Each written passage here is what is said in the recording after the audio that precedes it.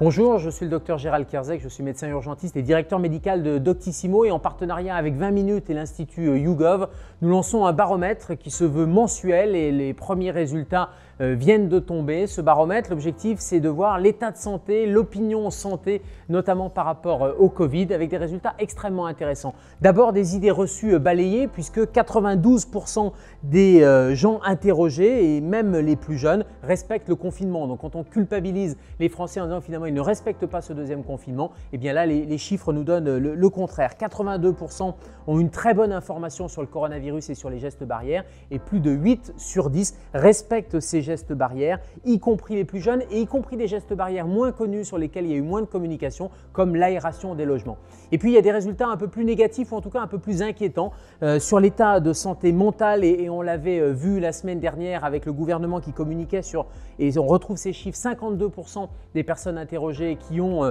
un impact négatif sur leur morale et 54% qui n'ont pas pratiqué d'activité physique dans les 2 dernières semaines. Et ça, c'est un chiffre inquiétant parce que la tête et le corps, on sait très bien que c'est lié et 54% qui ne pratiquent pas d'activité physique, eh bien c'est 54% potentiellement qui auront un impact sur leur morale et on sait que faire de l'activité physique, ça pourrait être un levier extrêmement intéressant pour la santé corporelle et aussi la santé psychique. Et puis autre chiffre inquiétant, quasi 20% des personnes interrogées ont annulé ou repoussé un examen médical et ça c'est problématique parce qu'on sait que lors du premier confinement, eh bien, il y avait eu une perte de chance pour des gens non pas atteints du Covid mais pour les autres qui n'avaient pas suivi les soins médicaux. Et enfin, la vaccination est toujours assez clivante puisque 43%